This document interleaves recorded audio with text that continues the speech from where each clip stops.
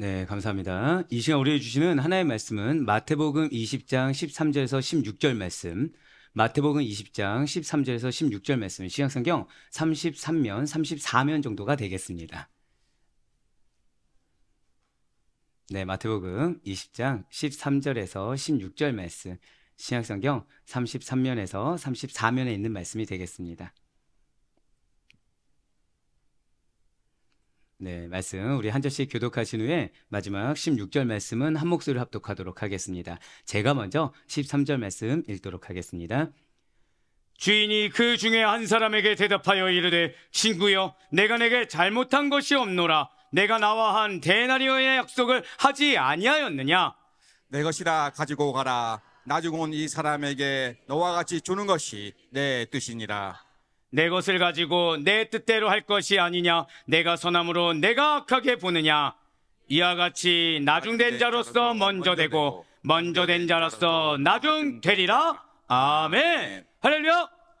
네, 오늘 특별히 주님을 사모함으로, 그리고 무엇보다 주님께서 나에게 더하실 그 은혜, 그리고 주님이 뜻 가운데 살아가는 그 힘과 은혜를 사모함으로 이렇게 주일 예배 가운데 함께 하시는 우리 모든 성도님들을 주님을 환영하고 축복합니다. 자, 우리 저 옆에 있는 분한테 좀 이렇게 인사하실게요. 당신이 은혜 받은 자입니다. 자, 우리 한 번 더 인사하실 때, 자, 당신의 한 주간이 헛되지 않습니다. 네, 예, 뭐 서서 막, 네, 헛되지 않다고, 예, 의지를 보여주셨어요. 자, 그럼 좋습니다. 여러분들 한 주간이 헛되지 않는다고 했는데, 여러분들 지난 한 주간 여러분들 삶 어떠셨습니까? 자, 고난이셨습니까? 근심이셨습니까? 아니면 기쁨과 감사함이 흘러넘치셨습니까? 그것도 아니라고 한다면 그냥 매번 똑같은 일상의 반복 가운데 무엇이 은혜고 무엇이 문제인지조차 발견하지 못하는 삶을 사셨습니까? 그런데 정말 감사한 것은 아무리 작더라도 또는 아무리 쓰더라도 우리들의 바른 믿음의 생활은 한 번 더 고백하실게요. 절대 헛되지 않습니다. 예, 그걸 믿을 수가 있어야 돼요.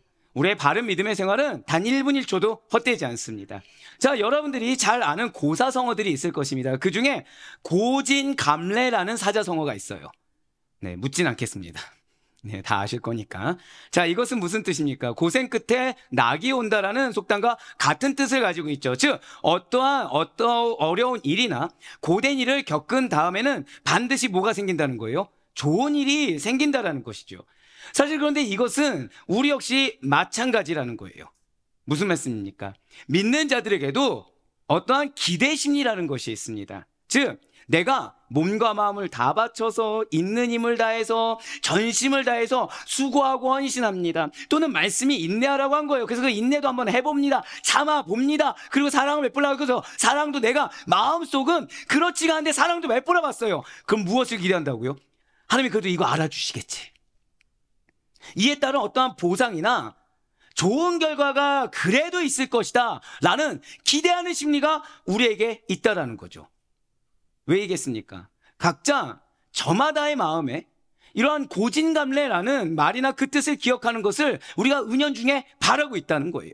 권선징악이라는 것을 나도 모르게 바라고 있고 하나님께서 나를 아시기 때문에 이 어려운 마음에도 불구하고 이 어려운 상황에도 불구하고 헌신하시는 것에 대한 반드시 보상이 있을 것이다 라는 걸 우리가 알게 모르게 기대한다는 거죠. 그리고 이것은 오늘 예수님의 제자들 역시 마찬가지였다는 거예요. 그들은 지금 어떤 상태입니까? 그들은 자신의 것을 버렸어요. 모든 것을 버리고 지금 주님만을 따르는 중입니다. 그렇기 때문에 지금 그들의 마음에는 뭐가 있냐? 그에 따른 합당한 대가나 보상이 마땅히 뒤따를 것이다 라는 것을 은연중에 바라고 있었다는 거예요. 하지만 예수님은 다르셨습니다. 내가 전부를 버리고 따랐든지 아니면 내가 일부를 버리고 따랐든지 내가 먼저 예수님을 따랐든지 내가 나중에 10번째든 11번째든 나중에 예수님을 늦게 따랐든지 상관없이 오직 고백하실게요. 주님의 뜻대로 바로 그거예요. 오직 주님 당신의 뜻대로 주 예수 그리스도 그 이름을 믿는 자들에게 구원을 베푸시기를, 그 이름을 의지하는 자들에게 은혜를 베푸시기를 기뻐하셨다는 거예요. 나의 어떠한 공로의 여부, 나의 어떠한 노력의 여부, 학식의 여부, 부르심의 여부, 물질의 여부와는 전혀 상관없이 죄인들을 구원하는 일은, 은혜를 베푸시는 일은 하나님의 절대적인 주권에 해당하는 일인 것입니다. 우리가 왈가왈부하면서 구원에 대해서, 은혜 베푸심에 대해서, 내가 응답받는 거에 대해서 이래야 저래야 할 수가 없다라는 거예요. 이것을 여러분과 저는 모르지 않습니다. 우리는 나를 구원하신 거 하나님의 은혜인 거 알고 있어요. 나에게 은혜 베푸신 것도 주님께서 기뻐하실 때 주신다는 걸 알고 있습니다. 내 믿음으로 행한 거 누가 알아주십니까? 사람이 아니라 하나님이 알아주신다는 걸 너무 잘 알고 있다는 거죠. 예, 맞아요.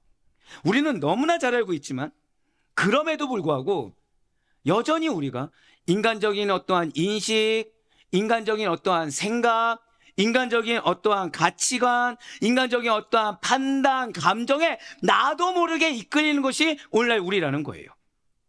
그래서 오늘 이 시간 한 번 더 고백하실게요. 나는 약속을 받았습니다. 예, 우리는 하나님의 약속을 받은 자들이죠.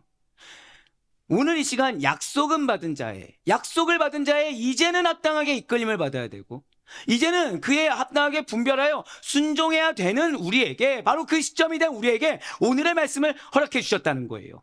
바로 마태복음에서 예수를 읽다 시리즈 벌써 20번째 시간입니다. 한번 고백해 보실게요. 나중된 자가 먼저 되고, 예, 나중된 자가 먼저 되고라는 제목의 마태복음 20장 13절에서 16절까지의 말씀을 통해 오직 구원이라는 것은, 그 은혜라는 것은 부르심의 순서와 상관없이 예수님을 믿는 자들에게 누구나 동일한 구원을 받게 된다라는 진리를 다시금 기억하기를 원하시고 계십니다.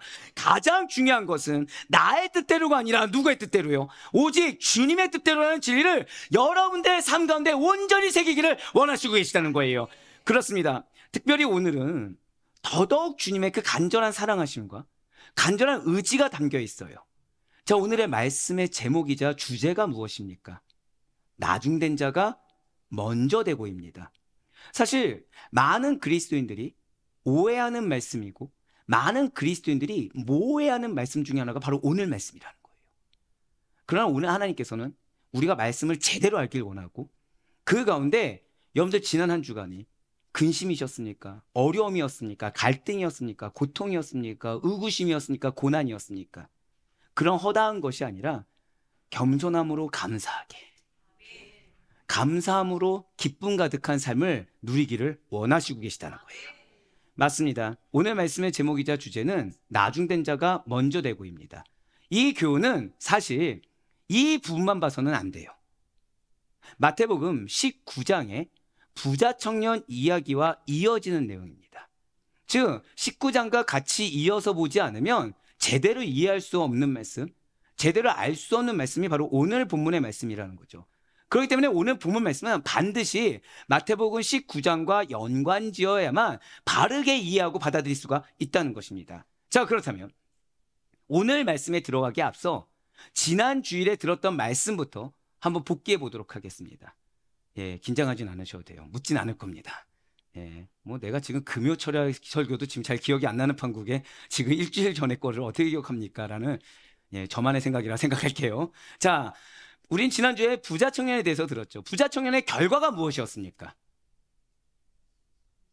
아, 감사해요. 근심이라도 나주셔서 감사합니다. 예, 맞습니다. 근심했어요. 왜 근심했죠? 선택에서 하나님 원하시는 선택을 하지 않았습니다. 선택에서 자신의 것을 내려놓지 못했어요. 자신의 가진 재물을 포기하지 못했습니다. 결국 자기의 집착, 자기의 것을 온전히 내려놓지 못하다 보니까 그 마음에 뭐가 들어갔다고요? 근심이 들어왔어요. 다시 한 번 더 좀 못된 질문 드려볼까요? 여러분들 지난 한 주간 어떠셨습니까? 근심이 있으셨습니까? 이유는 하나예요. 내 것을 내려놔야 됩니다. 내 집착을 내려놔야 돼요. 목사님 너무 급한 기도 제목입니다. 주님의 주권에 맡기셔야 됩니다. 주님께서 나에게 그 상황과 그 기도 제목을 왜 주셨는지를 한 번이라도 생각해 볼 수 있어야 돼요. 주님은 그 상황을 통해 누구에게 말씀하십니까? 남입니까? 나입니까? 나에게 말씀하고 계세요. 나에게 말씀하신 그 음성을 내가 오롯이 순종하지 아니한다고 한다면 우리는 마음에 뭐밖에 안 들어간다고요? 근심 외에는 들어갈 것이 없습니다. 염려와 불평과 원망과 두려움 외에는 들어갈 것이 없어요. 하지만 주님의 말씀을 내가 받아들이고 순종하게 되면 어떻게 되는 것입니까? 기쁨이 여러분 될 것입니다. 영생이 우리의 것이 된다라는 거예요. 예, 맞습니다. 우리는 너무나도 아멘하고 잘 알지만 지금 부자 청년은 그렇지 못했다는 거죠. 내려놓지 못해서 결국 자신의 것을 포기하지 못해서 근심하며 돌아갔습니다. 왜입니까? 어떤 선한 일을 해야 영생을 얻을 수 있습니까? 라고 예수님께 질문했다는 거예요. 그랬더니 부자 청년은 자신이 예상하고 자신이 기대했던 반응과 그런 대답과는 전혀 다른 답을 예수님께 들을 수가 있었다는 거죠. 무슨 말씀이었나요? 예수님께서는 너가 가진 모든 재물을 팔아 가난한 자에게 주고 그 다음에 나를 따르라 라고 명령하셨습니다. 이미 우린 지난주에 들었죠. 이것이 물질을 헌신하는 얘기입니까? 아니에요. 나의 집착을 내려놓으라고 말씀드렸습니다. 내가 내려놓지 못한 영역을 주님 앞에 온전히 내려놓을 수 있어야 된다고 말씀드렸어요. 누군가는 명예가 될 수 있고, 누군가는 자기 자존심이 될 수 있고, 누군가는 자기 계획이 될 수 있고, 누군가는 물질이 될 수 있겠죠. 그걸 누구 앞에서요? 교회 헌금? 아니에요. 주님 앞에 내려놓을 수 있어야 돼요. 여러분들 삶 가운데 주님이 오롯이 자리 잡을 수가 있어야 된다는 것입니다. 근데 문제는 지금 이 청년이 예수님 만나기 전에 어떤 상태였습니까? 이미 율법도 나름 잘 지키고 있었어요. 선행도 어느 정도 해서 누구에게 인정받았다고요? 종교 지도자들한테 어느 정도 인정을 받고 있었습니다. 그런데 내가 생각했을 때 하나님은 나와 함께 하신다. 하나님은 나의 선행을 다 알고 계시다. 나는 구원받은 선민에 합당하다라고 자신이 답을 내린 상태입니다. 근데 마음에 뭐가 있었습니까? 갈급함이 있었다는 거죠. 이게 전부가 아니라는 걸 알고 있었어요.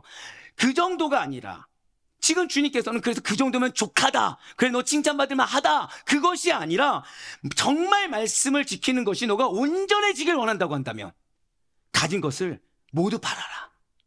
그 다음에 주님을 따르라. 라는 전혀 예상하지 못한 대답을 이 부자 청년은 들을 수가 있었다는 거죠. 지금 가진 것이 많습니다. 스스로 포장하고 있는 자기의 자랑이 너무나도 많았던 부자 청년에는 마치 청천벽력과도 같은 말을 들을 수밖에 없었다는 거예요. 아니 마른 하늘의 날벼락이지 하나도 포기하기가 쉽지 않은데 가진 것을 모두 팔아서 가난한 자에게 아무런 대가 없이 주라고? 아니 나 어떻게 살라고? 다른 사람은 그 정도로 하지 않는데 왜 나에게만 이런 어마무시한 요구를 주님께서 하시는 거야? 라는 항변 섞인 질문이 나올 법한 상황이라는 거죠. 왜입니까? 왜 예수님께서 메시아이신 예수님께서 그렇게 말씀하셨는데 부자 청년의 마음에는 근심이 들어가고 항변이 들어가고 어려움이 들어간 것입니까? 이유는 하나예요. 부자 청년의 인생의 주인은 하나님이 아니었기 때문이라는 거죠. 그는 분명 나는 여호와를 믿고 있어 라고 의심치 않고 있었습니다. 그러나 그는 자신도 인식하지 못한 상태에서 고백하실게요. 두 주인을 모시고 있더라는 거죠. 재물과 하나님입니다. 이게 끝이든가요? 자기 의와 하나님, 사실 자신이 그렇게 두 주인을 섬기고 있다. 인정하기가 쉽지가 않다는 거예요. 그러나 이미 그 사실이 드러나 버렸습니다. 누구 앞에서요? 예수님 앞에서. 누구 앞에서요? 말씀 앞에서. 자신의 본질과 상태가 드러나 버린 그 말씀 앞에, 바로 그러한 주님의 앞에, 그 상황 앞에 인정하고 따르면 되는 문제인데 부자 청년의 결론이 무엇이었나요? 부자 청년은 내가 너무나도 소중하게 여기고 있었던 재물을 버려서 자기의 은근한 자랑이 되고 있었던 의를 주님 맞습니다. 사실 나 내 의로 종교 생활했습니다. 사실 나는 주님을 믿어서 든든하다고 했지만 그것이 든든한 것이 아니라 나의 재물의 액수가 나의 든든함이었습니다 라고 인정하고 버려서 오직 선하신 한 분 예수님만을 인생의 진정한 주인을 삼는 실패해버렸어요. 이 일이 지금 있은 다음이라는 거죠. 누가 등장합니까? 수제자 베드로가 등장해요. 좋게 등장했을까요? 나쁘게 등장했을까요? 지금 여러분들 이 베드로의 신앙 고백 이후에 지금 베드로가 칭찬받을 일만 합니까? 질책받을 일을 합니까? 그쵸? 계속 질책받을 일만 하죠. 마찬가지예요. 지금 부자 청년이 떠났습니다. 누가 보고 있죠? 제자들이 보고 있는 거예요. 제자들이 이 모든 것을 버리고 따르라는 말을 따르지 못하고 떠나버린 부자 청년과 달리 자기는 어때요? 모든 것을 버리고 예수님을 따르고 있는 거예요. 자기는 그 부자 청년과 다른 겁니다. 난 저 사람은 지금 예수님 말씀하셨는데 따르지 못했지만 나는 배도 버리고 그물도 버리고 예수님 따르니까 무엇을 기대합니까? 고백하실게요. 예수님의 칭찬. 예수님 칭찬할 거라 생각하는 거예요. 그래서 아니 모든 것을 버리고 따르고 있는 우리들은 최후에 어떠한 상급을 받게 되는 것입니까? 라고 질문하기 시작했다는 거죠. 바로 마태복음 19장 27절의 말씀을 보시길 바랍니다. 이에 베드로가 대답하여 이르되 보소서 우리가 모든 것을 버리고 주를 따라 싸운데 그런즉 우리가 무엇을 얻으리까? 아멘. 자, 예수님이 말씀하신 적이 있습니까? 없습니까? 수도 없이 말씀하셨죠. 그런데 지금 베드로는 고백하실게요. 확답받기를 원하고 있습니다. 바로 그거예요. 몰라서가 아닙니다. 알아요. 근데 지금 칭찬받길 원해요. 지금 그리고 자기는 자기가 노력한 거에 대한 보상을, 대가를 확답받길 원하고 있습니다. 맞습니다. 지금 베드로는 홀로 나선 건 아니에요. 제자들을 대표해서 자신들의 그 최후 상급에 대해서, 영생에 대해서 예수님의 확답을 듣기를, 예수님이 확증해 주기를 원하고 있습니다. 지금 재물로 인해 자신의 그동안의 그 의로움으로 인해 근심하면서 떠난 부자 청년과 우리는 다르다는 거예요. 나는 그렇게 떠나버린 자보다는 훨씬 낫다는 겁니다. 나는 좀 더 괜찮은 사람이라는 거죠. 또 칭찬을 바라고 있어요. 또 영적인 우월감을 바라고 있는 것입니다. 때가 되면 거두리라 라는 주님의 말씀과 우리가 심은 그대로 거두게 하리라 라는 그분의 약속대로 지금 베드로는 아이러니하게 칭찬바라는 영적 우월감을 갖는 근거가 또 뭐예요? 아이러니하게 예수의 말씀이에요. 그 근거대로 지금 베드로는 마치 일꾼이 그 노동에 대한 대가를 받듯이 주의 일을 한 자들에게는 반드시 보상이 따른다고 하지 않았습니까? 그 보상이 따를 거를 확증해 주세요 라고 기대하고 있어요.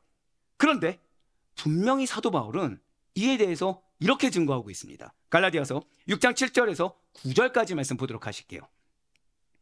스스로 속이지 말라. 하나님은 업심여김을 받지 아니하시나니 사람이 무엇으로 심든지 그대로 거두리라. 자기의 육체를 위하여 심는 자는 육체로부터 썩어질 것을 거두고 성령을 위하여 심는 자는 성령으로부터 영생을 거두리라. 우리가 선을 행하되 낙심하지 말지니 포기하지 아니하면 때가 이름에 거두리라.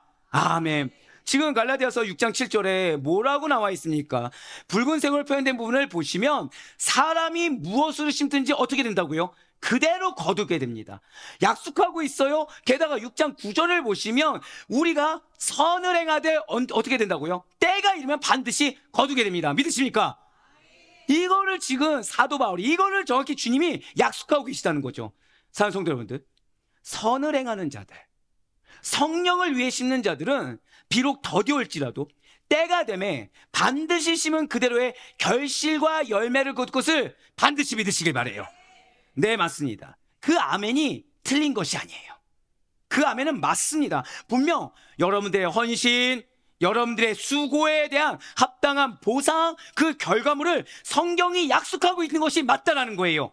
지금 베드로가 이렇게 그래서 그동안의 나의 수고와 제자들의 헌신에 대한 상급을 예수님께 물어봤을 때, 칭찬을 바랬을 때 예수님 역시도 그래서 이렇게 얘기해 주셨어요. 마태복음 19장 28절에서 29절 말씀을 이어서 보시겠습니다.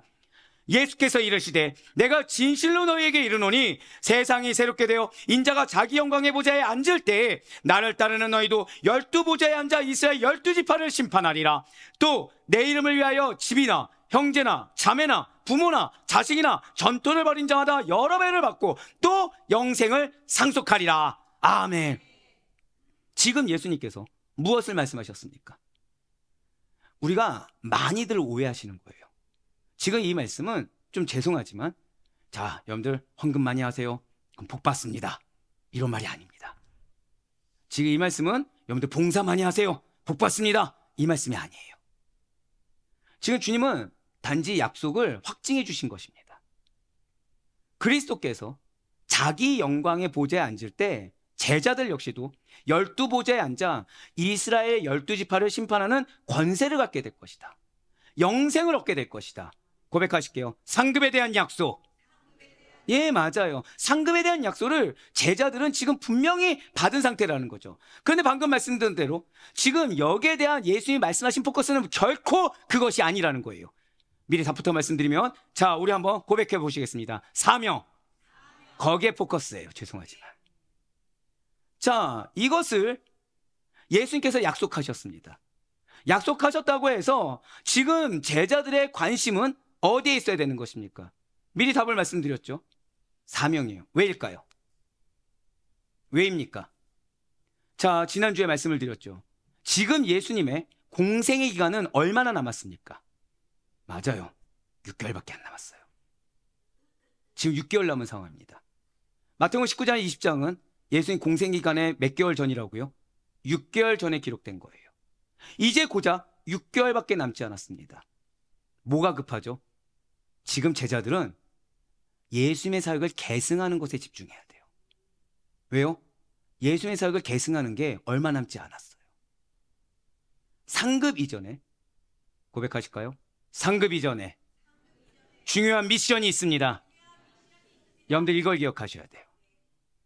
주님은 반드시 여러분들의 눈물, 여러분들의 땀, 여러분들의 수고, 여러분들의 헌신 헛되지 않게 하십니다.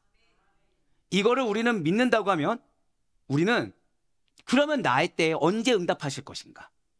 그러면 언제 나에게 상급 주실 것인가? 언제 이 사람 변화될 것인가? 언제 이 공동체가 깨어질 것인가? 이걸 볼 것이 아니라 우리는 반드시 기업을 주신다는 약속의 말씀 믿는 믿음으로 말미암아 내 지금 사명이 무엇인가?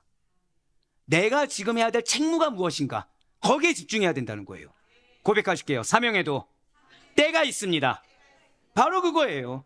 지금 제자들에게 중요한 것은 예수의 사역을 계승해야 됩니다. 지금 제자들이 앞서 말씀드렸죠. 신앙 고백 이후에 칭찬받았습니까? 질책받았습니까? 다 질책거리였어요. 예수님께서 위로하시고 그들을 설득해 주셨기에 망정이지 우리라면 어땠을까요? 혼낼 일 투성이었습니다. 근데 지금 그러면 이 제자들의 현재 영적 상태는 사역을 온전히 계승한 상태인가요? 아직도 준비가 안 된 상태인가요? 아직 준비가 안 됐다는 거죠. 지금 내가 해야 될 사명의 분깃을 할 준비를 제대로 갖추지 않은 상태에서 받을 거 먼저 생각하다니요. 한번 여러분들 생각해 보세요. 여러분들 자녀가 지금 고3인 겁니다. 고3인 거예요. 목표는 어디죠? 서울 된 거예요. 실력은 어디죠? 차마 얘기 못 하겠네요. 네, 지까지만 듣겠습니다. 근데 지금 이 친구가 그럼 뭘 해야 되죠? 지금 수능 지금 얼마 남았습니까? 아직 1년이 이제 안 남았죠. 수능 1년에 지금 시점이라 생각해 보시고 1년이 안 남았습니다. 1년이 안 남았는데 대학교 가서 서울대 과 잠바를 입고 놀 것만 생각하는 거예요. 그래서 부모한테 계속 물어보는 거죠. 내가 대학 가면 뭐 사줄 거야? 뭐 사줄 거야? 계속 그것만 부모의 확증을 받고 싶어 하는 거예요. 지금 자녀는 무엇을 해야 됩니까? 공부를 해야겠죠. 공부를 해야겠죠. 왜죠? 지금 자녀가 그 시기에 해야 될 거는 고백하실게요. 시험을 준비해야 합니다. 예, 시험을 준비해야 되거든요. 지금 제자들이 할 건 무엇입니까? 사역을 계승할 준비. 예수님 부활 승천 이후에 그분의 사역을 행할 준비. 지금 하나도 더 배워야 됩니다. 하나 더 깨달아야 됩니다. 하나 더 주의 사역을 증거하는 사역을 경험해 봐야 돼요. 한 번 더 고백하실게요. 경험하여 보라. 예, 경험할 때는 경험해 봐야 돼요. 그냥 모른다, 알 수 없다 뒤에 숨어서는 안 됩니다. 무지하다, 연약하다 뒤에 숨어서는 안 됩니다. 경험하여 볼 때는 경험하여 봐야 되고 증거하여 볼 때는 증거하여 봐야 돼요. 깨달아야 될 때는 깨달아 봐야 됩니다. 그런데 뭐만 보면 안 된다고요? 그럼 내가 이렇게 했을 때 받는 상급이 무엇이지? 정말 이게 변화되는 게 맞나? 이게 응답되는 것이 맞나? 의심하면서 그것만 계속해서 확증을 받고자 하는 어리석음은 우리의 것이 되어서는 안 된다는 거죠. 맞습니다. 지금 제자들에게 중요한 것은 상급이 아닙니다. 상급 이전에 너무나도 중요한 미션이 남아있어요. 당연히 제자들이 지금 이 시점에서 집중해야 될 것은 무엇이라고요? 미션입니다. 미션. 자신들의 사명에 대한 책임감이 우선되어야 되고 집중되어져야 돼요. 주님이 십자가에 당신이 못 박히신다는 걸 이미 말씀하셨습니까? 안 하셨습니까? 준비해야죠. 그날이 언제 올지 떨며 두려워하는 마음으로 준비해야죠. 근데 지금 준비가 아니라 분깃에만, 상급에만, 내 위치에만, 우월감에만 도취되어 있어요. 내가 부자 청년보단 나아? 약속하셨는데 그래도 내가 수제자니까 오른쪽에 앉지 않을까? 내가 그래도 좀 이 정도는 누리며 살고 있지 않을까? 아, 말씀하셨는데 그래도 혹시 모르니까 지금까지 칭찬을 못 받았으니 한번 확진이라도 해보자. 지금 나의 어떠한 우월한 위치를 보장받으려고 하면 안 됩니다. 지금까지의 헌신과 공로를 지금 인정받으려고 해서도 안 된다는 거예요. 무엇보다도 상급에만 집중되어서는 안 된다는 것이죠. 고백하실게요. 기업을 밑대 기업에만 집중해서는 안 됩니다. 이걸 기억하셔야 돼요. 지금 현재 내 가정에서 내가 무엇을 해야 될지, 지금 현재 내가 내 회사와 내 공동체에서 무엇을 해야 될지, 하나님이 나에게 무엇을 바라시는지에 집중할 수 있어야 된다는 거죠. 상급받기만을 고대하면서 예수님을 따르는 태도 역시도 바람직하지 않다는 것입니다. 이것이 우리가 마찬가지라는 거예요. 분명 여러분들이 행하시는 선한 일들과 믿음의 인내, 수고의 대가 주님께서 하시사 약속되어 있습니다. 믿으십니까? 그러면 끝난다는 거예요. 분명 우리에게는 약속이 있고 기업이 있습니다. 그렇다고 해서 우리가 예수님을 따를 때 마치 무언가를 얻기 위해서 조건부로 봉사하고 헌신하면 되겠습니까? 마치 중간 결산하듯이 기업은 기업대로 받되 딱 오늘까지 내가 수고하고 헌신한 것에 대해서 내가 기대하고 있고 내가 바라고 있는 어느 정도의 대가를 받으면서 기업을 향해 나아가는 것이 맞는 것입니까? 절대 아니라는 거죠. 진실로 성도의 수고와 헌신은 그 동기마저도 좋아야 된다는 거예요.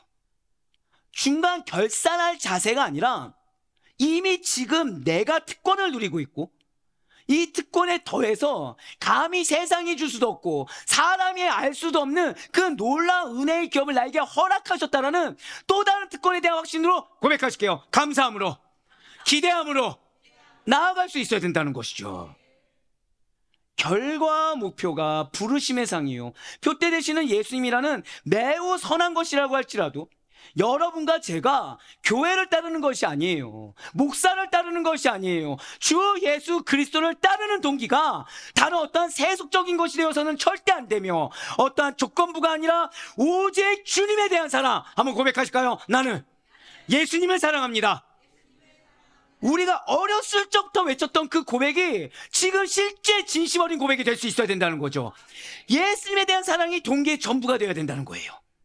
부부 생활을 할 때 내가 배우자를 사랑해서 무엇이든지 해주는 것과 내가 계란말이를 하나 하면 무엇 사주겠지, 내가 아침밥을 차주면 뭘 해주겠지, 이런 마음으로 같이 부부 생활하면 행복하겠습니까? 아니겠죠. 매번 내가 하는 것만큼의 기대치를 충족시켜주지 못하면 실망하지 않겠습니까? 상대는 어떨까요? 상대도 실망하겠죠. 그건 부부 생활입니까? 아니면 거래하는 생활입니까? 그냥 거래 생활이죠. 그냥 남이에요, 그거는. 부부가 왜 부부입니까? 한 몸이기 때문이에요. 정확히 말씀드릴까요? 한 몸과 같이 사랑하기 때문에. 우린 예수 그리스도의 신부입니다. 한 몸과 같이 사랑하는 것이 동기가 돼야 돼요. 사도 바울이 이에 대해서 우리에게 이렇게 증거하고 있습니다. 빌립보서 3장 7절과 8절의 말씀입니다. 그러나 무엇이든지 내게 유익하던 것을 내가 그리스도를 위하여 다 해로 여길 뿐더러 또한 모든 것을 해로 여김은 내 주 그리스도 예수를 아는 지식이 가장 고상하기 때문이라. 내가 그를 위하여 모든 것을 잃어버리고 배설물로 여김은 그리스도를 얻고. 아멘. 바로 이것이에요. 바로 이것입니다. 그리스도 한 분만 얻는다고 한다면 모든 것이 없어도 되는 거예요. 왜요? 너무 사랑하거든요. 너무 사랑하거든요. 사랑하는 우리 성도 여러분들, 진실로 우리가 예수님의 수제자 베드로처럼 모든 것을 버리고 따를 때, 내가 정말 인내하고 말씀에 순종하기 위해서 눈물을 흘리더라도 그 약속을 믿고 나아갈 때 우리가 간절히 받기를 원하는 그것은 예수님 그 자체가 되어야 되는 것입니다. 예수님께서 주시는 부가물에 도취되지 말고 설령 아무것도 없고 알아주지 않는 것 같다고 하더라도 마치 모든 것이 사라진 듯하고 오히려 믿음 생활을 하면 할수록 더 괴로워지고 아무것도 다 없어진다고 하더라도 온전한 우리의 믿음의 주이신 예수 그리스도를 얻는데 가장 큰 가치와 목표를 두고 달려갈 수 있어야 된다는 거예요. 만일 우리가 이 사실을 간과하게 된다고 한다면, 예수님이 나에게 계신 것이 너무나도 당연해지게 된다고 한다면, 나 교회를 위해서 일했어. 나 누군가를 위해서 이렇게 참아왔어. 나 말로는 예수님이지만 교회라는 공동체, 사람이라는 어떤 누구, 그를 위해서 무언가를 했어 라면서 나도 모르는 사이에 자기의 의를 드러내게 될 것입니다. 누가 이러이러한 상황인데 나는 믿음을 지키기 위해서 이렇게 끌고 왔어. 내 배우자가 이런 영적 상태인데 지금 이렇게 답답한 상황인데 그래도 내가 이렇게 기도하면서 이렇게 끌고 왔어. 내 자녀가 내 그동안의 희생원심 몰라주고서 이렇게 답답한데도 내가 끝까지 참아서 여기까지 이렇게 왔어. 지금 여기 예수가 어디 있습니까? 예수 놓고 나만 있게 된다는 거예요. 예, 맞습니다. 받을 상급에 내가 취해버리는 거죠. 은연중에 우월감에 내가 도취되어 있는 것입니다. 주님 보시기에 어떤 상태예요? 교만해질 수 있다는 거죠. 중간결산을 받으려고 할 것이고 그 가운데 내가 원하는 그 기대가 아니라고 한다면 마치 부자 청년과 같이 그 마음에 심히 근심함이, 어려움이, 원망과 분노가 가득 차게 된다는 것이죠. 나는 아니라고 하지만 내가 이렇게 이상한 것에 대해서 마치 주님께서 중간결산이라 해서 증거를 보여줘야 되듯이 기도의 응답이라는 타이틀로 잘 포장해가지고 이렇게 보여주셔야 된다. 주님께 요구하게 된다는 거예요. 그래서 예수님께서는 지금 칭찬을 바라고 있는 베드로, 지금 그동안에 자신의 것에 대해서 확증 있는 보상을 받기 원하는 베드로에게, 그리고 오늘날 우리들에게 너무 놀랍게도 고백하실게요.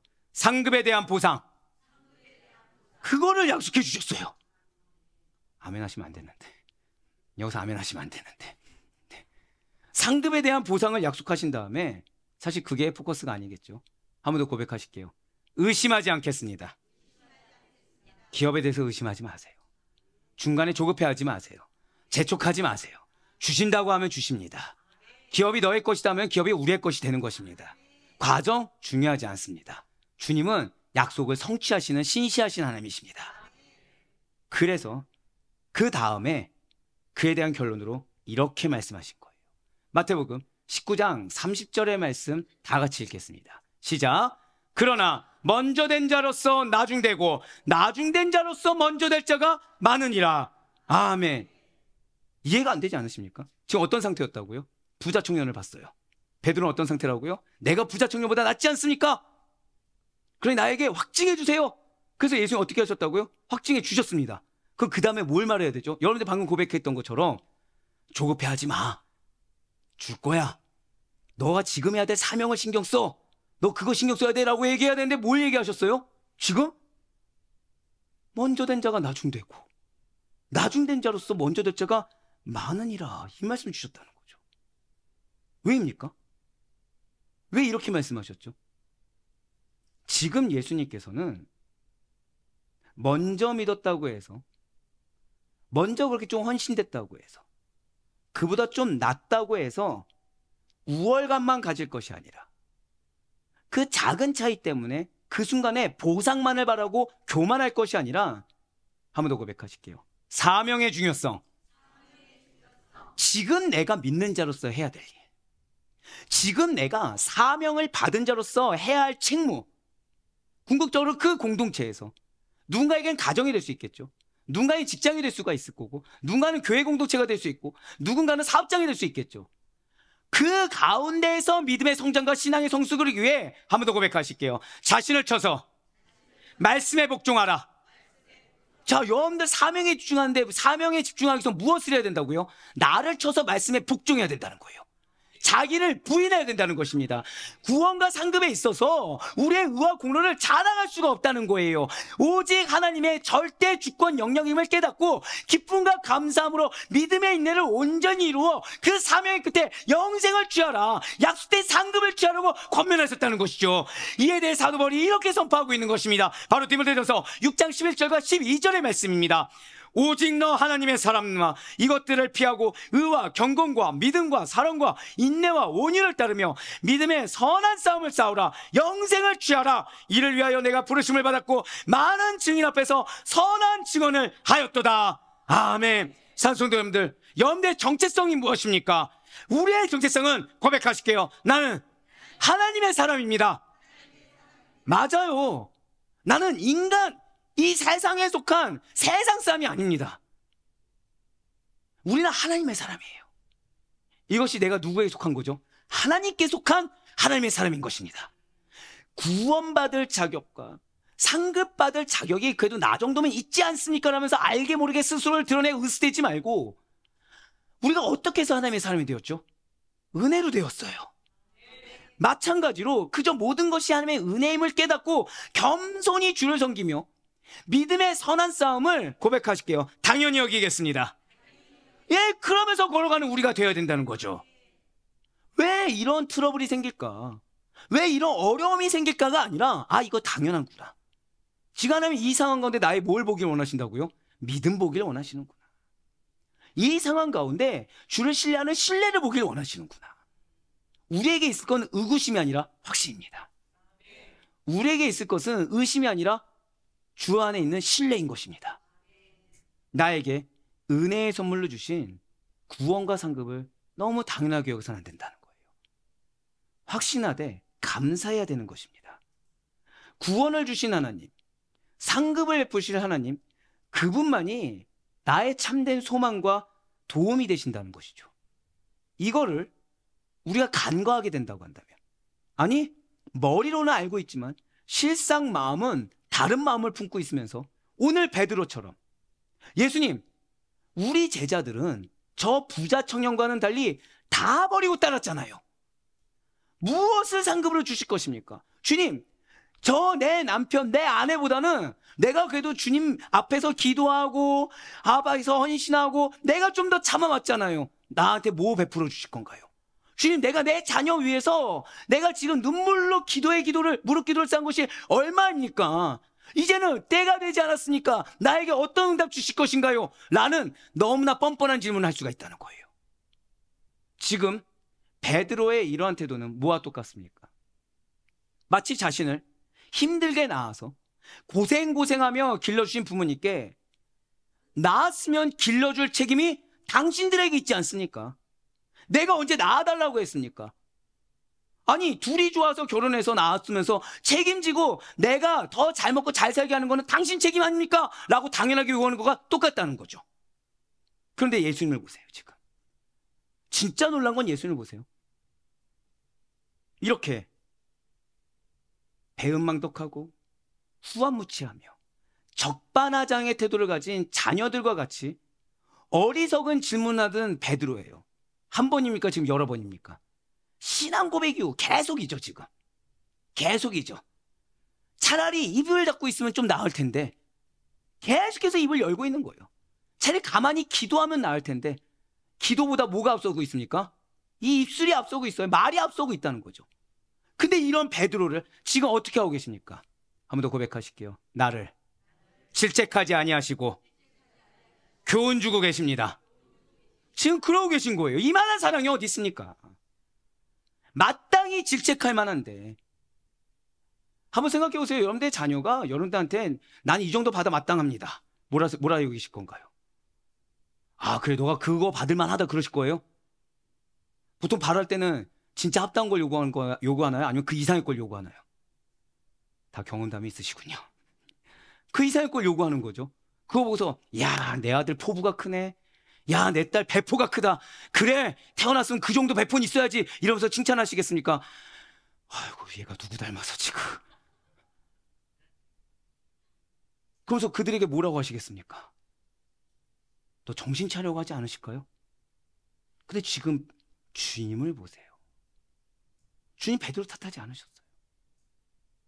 지금 주님은 오히려 베드로가 6개월밖에 안 남았음에도 불구하고 주님이 조급해하지 아니하시고 바른 신앙과 바른 믿음을 갖도록, 결국 기간이 중요한 것입니까? 바른 믿음이 중요한 것입니까? 바른 믿음이 중요해요. 단 하루라도 내가 얼만큼 많이 들었냐 이거 중요하지 않습니다. 내가 얼만큼 많이 공부했냐 중요하지 않습니다. 지금 바른 믿음이 중요해요. 왜요? 우리 안에 성령님이 계시거든요. 예수님이 승천하시고 누굴 보내셨습니까? 성령님을 보내셨어요. 그래서 주님은 지금 당신의 사역을 계승하는 데 있어서 뭐가 중요한지 알고 계셨습니다. 한 번 더 고백하실게요. 바른 믿음. 바른 믿음이 너무나도 중요하다는 거죠. 그래서 지금 오히려 베드로가 그 바른 신앙과 믿음을 갖도록 교정되도록 계속해서 교훈을 주고 계신 거예요. 지금 예수님께서는 그의 수제자인 베드로와 당신의 그 다른 제자들에게 구원이라는 것은, 상급이라는 것은, 은혜라는 것은 우리 한 번 더 고백하실게요. 하나님의 절대 주권의 영역입니다. 그 사실을 강조하시면서 그러한 가르침과 연관하여 하나의 비유를 주셨다는 거예요. 그것이 무엇입니까? 바로 오늘 본문의 배경이 되는 포도원 품꾼의 비유라는 것이죠. 많은 그리스도인들이 모해하고 있고 많은 그리스도인들이 제대로 알지 못하는 비유 중에 하나인 포도원 품꾼의 비유를 바로 오늘 구원과 상급이라는 것은, 은혜라는 것은 하나님의 절대 주권의 영역이라는 사실을 말씀하기 위해서 주셨다는 거예요. 자, 이러한 포도원 품꾼의 비유의 내용이 무엇입니까? 잘 아시는 것처럼 포도원 주인이 이른 새벽에 눈을 떴습니다. 눈을 뜨자마자 마치 기다렸다는 듯이 품꾼들을 모으기 시작했다는 거예요. 한 번 더 고백하실게요. 나를 기다리셨습니다. 그렇습니다. 이러한 포도원 주인은 스크린을 보신 것처럼 천국의 절대 주권을 가지신 하나님을 비유하고 있습니다. 예, 맞아요. 하나님께서는 하나님 나라 확장을 위해서 여러분들을 기다리고 계셨고, 여러분들을 기다리는 데서 끝나고 여러분들에게 넘기시는 것이 아니라 당신의 열심을 가지고 한 번 더 고백하실게요. 나와 함께 일하십니다. 나와 함께 일하고 계시다는 거예요. 자, 이러한 포도원 주인은 하루 일한 대가로 얼마를 주기로 약속했습니까? 1데나리온. 한 데나리온을 주기로 약속하고 품꾼을 모집했습니다. 그 가운데 품꾼이 무엇이라고요? 구원받아 천국에 가야 될 성도를 뜻하고, 품삯이 무엇입니까? 천국의 상급을 의미한다는 것이죠. 그리고 1데나리온은 당시 노동자의 하루 임금인데 시골 여인숙의 하루 숙박비가 20분의 1데나리온이었습니다. 그러면 1데나리온이라는 것은 상당히 후한 돈이 되겠죠. 예, 맞아요. 지금 포도원 주인은 당시의 물가 시세에 비해서 품꾼들에게 후한 돈을 주겠다고 약속해 주셨다는 거예요. 바로 마태복음 20장 1절과 2절의 말씀입니다. 천국은 마치 품꾼을 얻어 포도원에 들여보내려고 이른 아침에 나간 집주인과 같으니 그가 하루 한 데나리온씩 품꾼들과 약속하여 포도원에 들여보내고. 아멘. 여기서 하루가 몇 시간입니까? 오전 6시부터 오후 6시까지 12시간을 말을 합니다. 즉 처음 품꾼으로 모집된 자들은 12시간을 일한 대가로 한 데나리온, 1데나리온을 약속받고 포도원에 들어가 일한 거라는 거예요. 자, 그 이후 시간에도 품꾼들이 들어옵니까, 안 들어옵니까? 계속해서 들어오죠. 품꾼들이 속속들이 포도원의 일에 합류되었다는 거예요. 그런데 포도원 주인은 다르게 말을 합니다. 처음 새벽 6시에 1차로 품꾼들을 모집할 때와는 달리 그들에게 포도원의 품삯을 상당하게 해준다. 자, 1데나리온이라 어떻게 준다고요? 상당하게 준다라고 약속했다는 거죠. 무슨 말씀입니까? 고백하실게요. 합당하게. 바로 그거예요. 포도원 주인은 내가 알아서 합당하게, 내가 알아서 정당하게 지불해 주겠다라는 거죠. 바로 마태복음 20장 4절의 말씀입니다.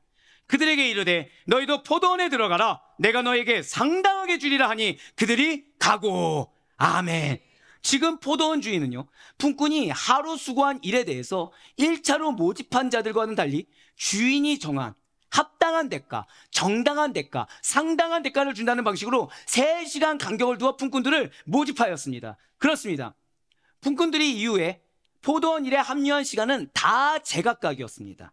오전 6시부터 9시, 12시, 3시, 5시까지 다 달랐다는 거예요. 자, 이렇게 시간은 다 다르지만 이제 여기서부터 여러분들도 의구심이 생기죠. 반면에 일찍부터 일해서 12시간을 꼬박 수고를 감당한 자와 일 마치기 1시간 전에 와서 고작 1시간 일한 자의 품삯이 어떻게 돼 있어요? 똑같다는 거예요. 사랑하는 성도분들, 좀 못된 질문 드려볼게요. 12시간 일하고 10만 원 받으시면 좋겠습니까? 1시간 일하고 10만 원 받으시면 좋겠습니까? 너무 당연한 질문이죠. 제가 장담하는데 이 중에서 나는 땀 빼지 못해 안 달랐습니다. 나는 운동이 필요합니다. 다이어트 좀 해야 되니 12시간을 그냥 마땅히 일하고 10만 원 받겠습니다. 있으십니까? 없어요. 인간적인 생각과 세상적인 기준에 따르게 되면 시간당 페이를 정확하게 계산해 주는 것이 매우 정당하게 여겨집니다. 그래서 많은 분들이 이 본문에 대해서 사실 이해를 못하는 거예요. 하나님의 주권, 예수의 원하시는 대로 당신의 뜻대로 주시는 거지 여기까지는 이해할 수 있는데 이해되십니까? 사실 이해가 안 된다는 거죠. 그리고 우리와 같이 이러한 인간적인 형평성의 논리와 생각을 가져서 주인의 행함에 대해서 이해하지 못한 자들이 바로 누구입니까? 오늘 본문에 포도원에 가장 먼저 와서 땀 흘리고 고생한 자들이라는 거죠. 그래서 지금 1차로 가장 먼저 온 자들은 시간당 임금 지불의 형평성을 보장해야 된다라면서 포도원 주인에게 원망 섞인 말로 따지기 시작했다는 것입니다. 마태복음 20장 10절부터 12절까지의 말씀이 바로 이러한 원망 섞인 품꾼들의 언행을 기록하고 있다는 거예요. 10절부터 12절까지의 말씀입니다. 먼저 온 자들이 와서 더 받을 줄 알았더니 그들도 한 데나리온씩 받은지라. 받은 후 집주인을 원망하여 이르되 나중 온 이 사람들은 1시간밖에 일하지 아니하였거늘 그들을 종일 수고하며 더위를 견디 우리와 같게 하였나이다. 아멘. 지금 먼저 온 자들이 불평하고 있는 이유는 두 가지 이유에서입니다. 12절을 보시길 바라요. 지금 먼저 붉은색으로 표현된 문을 보시면 뭐라고 얘기하고 있나요? 나중 온 이 사람들은 1시간밖에 일하지 아니하였거늘. 예, 맞습니다. 첫 번째는 일한 시간이 차이가 있는데 그 차이에 따른 차등 보수가 입금되지 않았습니다 라는 주장에서 비롯된 불평이라는 거예요. 그리고 두 번째가 무엇입니까? 지금 녹색으로 표현된 부분을 보시면 그들을 종일 수고하고 더위를 견딘 나와 같게 했다. 즉 수고한 정도의 차이에 따른 차등 보수가 지급되지 않았다라는 거예요. 지금 시간에 따라서 수고에 따라서 차등적으로 보수가 입금돼야 되는데 그렇게 되지 않았다라는 불평이라는 거죠. 자, 먼저 첫 번째 주장부터 한번 살펴볼게요. 먼저 된 자들은 잘 아시는 것처럼 먼저 부르심을 받은 자들입니다. 지금 하나님을 먼저 믿은 자들은 그에 대한 보수, 그에 대한 상급을 더 받아야 된다라고 지금 주장을 펼치고 있다는 거예요. 그런데 놀랍게도 많은 그리스도인들 가운데서도 이러한 주장을 하는 분들이 너무 많다는 거죠. 어떤 면이 있습니까? 어렸을 때부터 믿은 자, 모태신앙이 그래도 중간에 믿는 자들보다는 좀 더 하나님이 크게 쓰시고 좀 더 상급을 많이 받을 것이라고 착각한다는 거예요. 그래서 자녀의 어떠한 성장하는 믿음, 가족의 어떠한 성장에서 제대로 된 바른 믿음보다 일단 세례부터 바꿔보자, 일단 교회에 와서 예배부터 드리게 보자라는 생각하게 된다는 거죠. 왜요? 먼저 오게 되면 먼저 만날 거라 생각하는 거예요. 먼저 오게 되면 먼저 큰 은혜가 있을 거라 생각한다는 거예요. 자, 두 번째 주장은 어떻습니까? 먼저 부름받아 믿은 자들은 지금 예수님의 말씀을 언제부터 믿은 거예요? 아주 어렸을 때부터 또는 젊었을 때부터 믿으나 하나님의 말씀대로 살았다는 거죠. 그러니 세상의 희락을 누렸습니까? 못 누렸습니까? 세상적인 즐거움, 세상 쾌락을 다 포기하고 어렸을 때부터 희생하면서 거룩하고 경건하게 살았으니 내 멋대로 세상을 즐기다가 죽기 직전에 예수를 영접하여 천국 가는 자들보다 내가 더 수고했으니까 상급이 당연히 더 커야 된다는 우를 범한다는 거예요. 그런데 이것은요, 하나님의 역사와 그분의 시간에 대한 매우 지엽적이고 매우 제한적인 개념을 가지고 인간적으로 비교 분석할 때서 나오는 오류에 불과하다는 것이죠. 한번 고백하실게요. 하나님의 기나긴 역사, 이거를 기억하셔야 돼요. 이 말씀을 위해서는 오늘 반드시 이걸 놓치시면 안 됩니다. 물론 하나님의 역사는 영영무궁하십니다. 시간 개념을 할 수 없어요. 하지만 인간적으로 말하면 진실로 하나님의 역사는 언제부터 언제까지입니까? 맞아요. 천지창조부터 지금까지라는 거죠. 1900년대부터 지금까지가 아니에요. 내가 태어난 다음부터 지금까지가 하나님의 역사가 아니라 하나님의 역사의 시작, 인간적으로 언제부터라고요? 고백하실게요. 천지창조부터 지금까지. 바로 그거예요. 진실로 하나님의 시간이라는 거, 진실로 하나님의 역사라는 것은 천지창조 때부터 지금까지의 기나긴 역사라는 것입니다. 그렇기 때문에 우리는 동시대의 사람들 사이에서 먼저 믿고 나중에 믿은 자들을 비교해서 안 된다는 거예요. 그러니까 우리가 새 가족이 와요. 뭐라고 축복거린 권면의 말씀을 하죠? 나중된 자가 먼저 될 수 있다 그랬어. 50보 100보입니다. 50보 100보예요. 그건 하나님의 주권인 것이지 우리가 감히 비교할 대상의 것이 아니라는 거예요.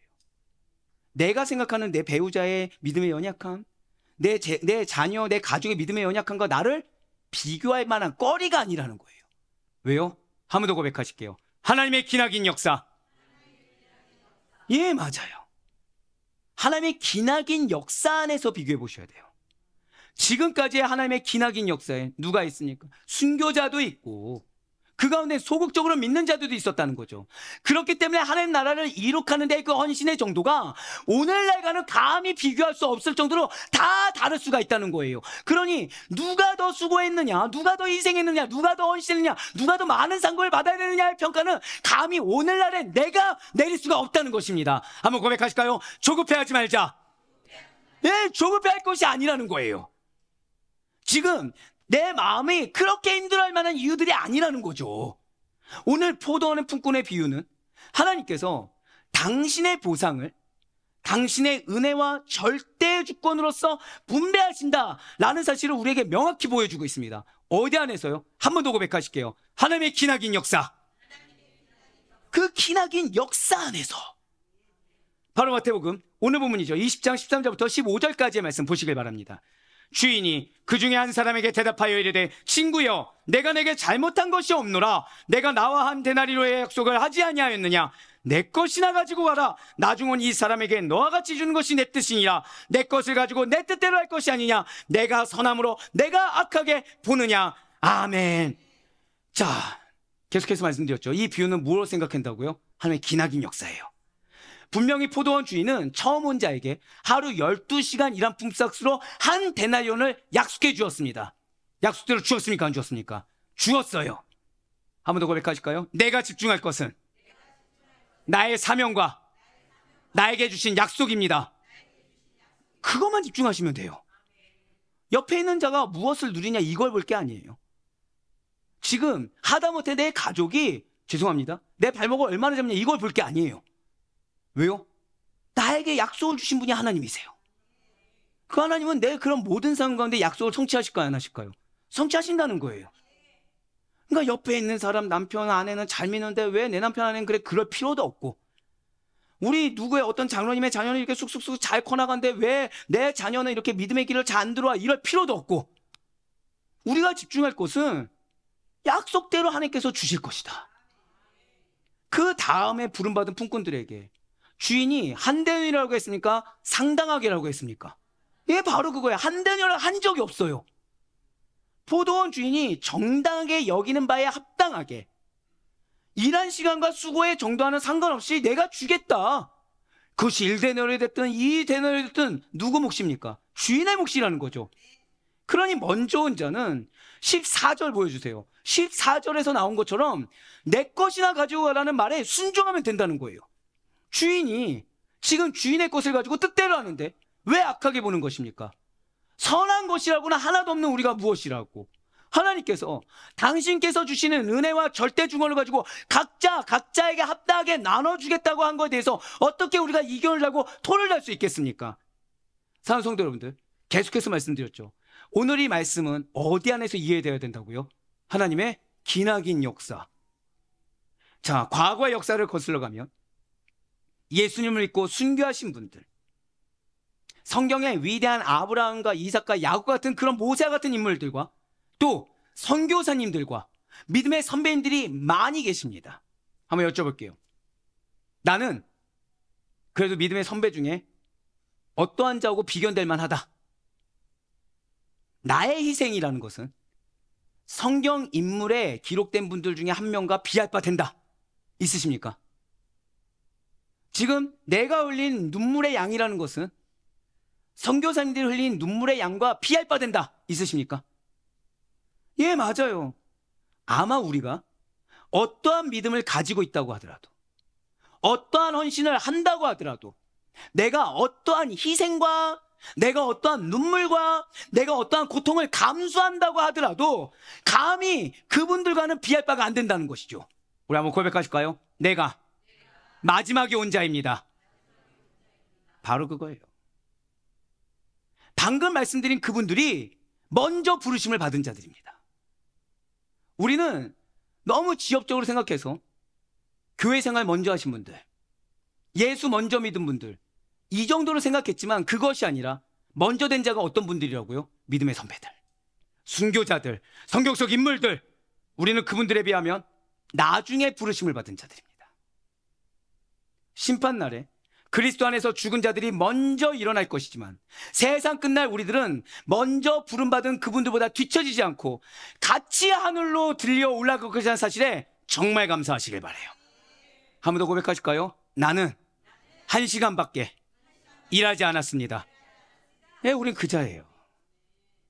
우리가 먼저 부르심을 받은 혈통적 유대인이 아님에도 불구하고 복음 밖에 있던 외인, 이방인에 불과했던 자들, 늦게 부르심을 받은 자들임에도 불구하고 모세나 다윗이나 사도 바울과 같은 지위의 성도로서 어깨를 이렇게 당당하게 먼저 부름받을 자들과 어깨를 당당하게 나란히 해서 천국에 당도한다. 그리고 그들이 받을 상급과 고백하실게요. 동일한 상급을 약속하여 주셨습니다. 할렐루야! 얼마나 감사합니까? 지금 내가 사도 바울이 받을 상급과 동일한 상급이다. 내가 지금 베드로가 받을 상급이 동일하다. 생각이나 해보셨습니까? 그 말씀이에요. 그 말씀 지금 이게. 그럼 내가 지금 먼저 된 자로서 억울한 자입니까? 나중된 자로서 특권을 누린 자입니까? 그래서 겸손하고 감사라는 거예요. 주님은 지금. 이 말씀이 단순히 따지지 마. 시키면 시킨 대로 해야 돼. 이 뜻이 아닙니다. 이 말씀은 베드로에게 너가 아브라함 같냐? 너가 모세 다윗처럼 행했냐? 너가 나중된 자야. 너 겸손하게 감사해야 돼. 왜 부자청년과 비교해서 또 칭찬받겠다고 해? 지금 그 얘기예요. 진실로 우리는 내가 먼저 된 자가 아니라 나중된 자라는 거.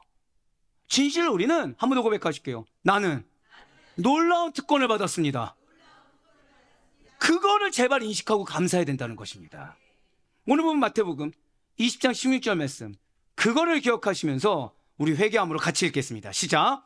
이와 같이 나중된 자로서 먼저 되고 먼저 된 자로서 나중 되리라. 아멘. 진실로 우리는요, 그 위대한 사도 바울이나 순교했던 스데반 집사같이 먼저 된 자들이 받은 고통, 수고, 헌신을 주님 나라를 위해, 정말 하나님만을 위해 온전히 쏟지 못한 자들입니다. 피 흘림과 고통, 배고픔과 죽을 고기 같은 고난과 어려움이 마치 12시간 땡볕에서 땀 흘린 품꾼들의 노고라고 여긴다고 한다면, 죄송하지만 우리가 지금 이 땅 가운데, 그것도 내 가정, 내 직장, 내 옆에 있는 누군가를 위해서 수고하고 헌신한 것은 고작 얼마에 해당한다고요? 1시간 일한 정도에 해당한다는 거죠. 그럼에도 불구하고 우리 뭐라고 합니까? 아니 왜 59분이라고 저렇게 특권을 누립니까? 아니 왜 50분이라고 저렇게 직분을 먼저 세워줍니까? 아니 왜 40분이랬다고 저렇게 칭찬해주고 왜 저 사람은 인정받는데 나는 인정받지 못합니까? 아니 겨우 20분이라고 전국 백성이 된다고 말이 됩니까? 내가 지금 무려 60분을 일했는데 어떻게 59분이라는 사람의 기도응답은 빨리 주십니까? 라고 따지는 어리석음이 우리에게 더 이상 없길 간절히 소망합니다. 1분 차이예요. 1분 차이. 하나님의 기나긴 역사에서는 내가 누구 때문에 마음이 어려졌다? 그분이나 나나 몇 분 차이라고요? 1분 차이예요. 우리 믿음으로 고백해 볼게요. 겨우 1분 차이입니다. 겨우 1분 차이예요. 60분 일했다고 59분 일한 사람 질책하는 분 보면 뭐라고 하시겠습니까? 비웃지 않으시겠습니까? 1시간 일했는데 50분 일한 사람이랑 돈을 같이 받았다고 항변하는 분한테 뭐라고 하시겠습니까? 아, 10분이 너무 크네. 그러시겠습니까? 원래는 어떤 자죠? 일하지 못하고 굶어 죽을 자였는데 일하게 포도원 안에 들어오게 해주셨는데 1분에 불과해요. 1분으로 질책받을 우리가 되어서는 안 됩니다. 1분으로 하나님의 한숨거리가 되어서는 안 됩니다. 주님은 여러분들을 사랑하세요. 베드로를 사랑하셨듯이 너무 사랑하셔서 마땅히 질책해야 되는데 지금 제발 깨닫길 바라는 마음으로 특권을 걷어가지 아니하시고 얼마나 특권 누린 자인지 깨닫게 하셨어요. 마음이 어려우실 때 생각해 보세요. 내가 모세와 같은 분깃을 누릴 만한 그런 합당한 자인가? 내가 다윗 정도로 고생을 했는가? 내가 순교하신 분들과 동일한 길을 걸었는가? 생각해 보세요. 근데 상금은 어느 정도로 예비했다고요? 고백하실게요. 동일한 상금. 동일한 상금을 예비하셨어요. 같은 한 데나리온이에요, 우리가 받을 게. 결코 우리는 나의 눈물, 나의 땀, 나의 수고, 나의 헌신을 자랑할 것이 못 됩니다. 어떠한 상급을 누릴까에 혈안이 되어서도 안 됩니다. 억울해서도 안 되고, 왜 나만이라는 말도 안 되는 어리석음을 주 앞에 항변해서도 안 돼요. 얼마나 큰 기업을 주실까? 지금 나 이 정도 희생이면 어느 정도 결산을 해주시지 않을까를 스스로 결정하고 스스로 그 기업이라는 타이틀에 매어 있어서도 안 된다는 거예요. 이방인에 불과한 자였습니다. 포도원에 들어가지 못할 자들이었어요. 피 흘려 순교까지 하지 않았음에도 불구하고 너무 감사한 건 뭐예요? 염대 수고와 헌신을 기억해 주시고 여전히 사랑하시사 고백하실게요. 나를 통해 반드시 이루십니다. 그 약속에 정말 감사하며 겸손하시길 간절히 소망합니다. 내 공로가 아니라 예수 그리스도의 보혈 공로의 빚진 자로 살아가시길 간절히 소망합니다. 아무리 내가 수고했다고 한들 예수님보다 더 수고했겠습니까? 아무리 내가 수고했다고 한들 사도 바울만큼 수고했겠습니까? 아니지 않습니까? 나는 비록 나중된 자지만 하나님의 놀라운 은혜와 그분의 절대적인 주권에 의해 우리 주님께서는 나와 저와 여러분을 고백하실게요. 나를 먼저 된 자처럼 여겨주십니다. 이 사실을 제발 먼저 감사할 수 있는 우리 모두가 되게 간절히 소망합니다. 사울의 아데포에게 성도 여러분들, 오늘 어떤 날입니까? 오늘 종려주일이에요. 종려주일이 어떤 날이죠? 예수님께서 십자가 죽음을 위해 예루살렘에 입성하신 날을 기념하는 절기가 종려주일이에요. 솔직히 정말 기쁜 날인가요? 죽으러 가신 길 아닙니까? 슬픈 날 아닙니까? 근데 우리가 어떻게 기뻐하죠? 믿기 때문이에요. 무엇을 믿기 때문이죠? 승리하심을 믿기 때문이에요. 비록 고통은 있지만, 비록 눈물과 피 흘림은 있지만 반드시 무엇이 있는 것입니까? 한 번 더 고백하실게요. 나에게는 승리가 있습니다. 자, 종려주일에 어떻게 했죠? 기뻐하며 외쳤죠. 고통 보고 기뻐하며 외쳤습니까? 승리를 믿고 외쳤습니까? 여러분도 마찬가지예요. 지금 고통이 있더라도, 괴로움이 보인다고 하더라도, 피 흘림이 보이고 눈물이 보인다고 하더라도 한 번 더 우리 선포하실까요? 반드시 승리함을 믿습니다. 할렐루야. 저와 여러분이 우리의 삶의 모든 고통의 순간에도 승리를 확증할 수 있는 것은 나로 인함이 아닙니다. 예수 그리스도의 십자가의 죽으심과 부활의 승리 덕분입니다. 그래서 사도 바울이 마지막으로 우리들에게 이렇게 권면하며 고백하고 있는 거예요. 우리 다 같이 고린도전서 15장 57절과 58절의 말씀 읽도록 하겠습니다. 시작. 우리 주 예수 그리스도로 말미암아 우리에게 승리를 주시는 하나님께 감사하노니 그러므로 내 사랑하는 형제들아 견실하며 흔들리지 말고 항상 주의 일에 더욱 힘쓰는 자들이 되라. 이는 너희 수고가 주 안에서 헛되지 않은 줄 알미라. 아멘. 이 말씀이 나에게 주시는 말씀인 줄 믿으시길 바래요. 흔들리지 마세요. 마음이 어려우십니까? 더 주의 일에 힘쓰세요. 여러분들 주의 일이 어딥니까? 뭐 교회에서 찬양하는 거? 안내 쓰는 거? 물론 그것도 주의 일이지만 여러분들 궁극적인 주의 일이 어디 있다고 했습니까? 가정에서. 여러분들 가정에 있어요. 여러분들 가정이 반드시 변화되어 승리할 것을 의심치 마시길 바랍니다. 그 가운데 아무도 안 알아줄 수 있어요. 외로울 수 있습니다. 그때 누구 기억하시라고요? 다윗, 모세, 예수님, 사도 바울, 베드로, 야고보. 내가 정말 그렇게 희생하고 있는가? 내가 그 정도로 무시당하고 있는가? 내가 그 정도로 고난을 당하고 있는가? 내가 그 정도로 괴롭고 있는가? 나 그 정도 하지 않는데 동일한 상급을 주께서 주시는구나. 정말 감사해야 되는구나. 내가 그 정도로 눈물 흘리지 않는데 확증의 약속을 해줬구나. 믿지 못할 자가 믿게 하신 것처럼 내 가족을 변화시키겠구나. 구원받지 못할 자가 구원받은 것처럼 붙여준 영혼들이 구원받겠구나. 그것이 나에게 말씀하시는 하나님의 뜻인 줄 믿으시기 바래요. 그래서 정말 바라옵고 얻기는 나를 기억하지 마세요. 옆에 있는 사람을 기억하지 마세요. 십자가의 모진 고난과 나를 위해 모진 고초를 당하신 예수님을 기억하시며 끝까지 우리 같은 이방인을 위해 말씀을 전하기 위해 희생을 자초한 많은 믿음의 선진과 선교사님들, 하다못해 사도 바울과 베드로, 다윗, 모세 믿음의 선진들을 기억하시며 종려주일의 감격. 왜요? 나는 승리를 믿습니다. 앞으로 있을간 한 주간 있을간 고난 주간에 나중된 자, 우리 마저 선포할까요? 내가 나중된 자입니다. 내가 특권 있는 자입니다. 그러한 자였다는 오직 주님의 십자가의 은혜만을 자랑하시는 우리 모든 성도님 되시길, 그리하여 나를 버려 죄인들을 살리신 주님의 사랑만을 증거하시고 주님의 사랑에 겸손함과 감사함으로 증거하며 살아가는 우리 모두의 삶이 될 수 있기를 주님의 이름으로 간절히 축원합니다.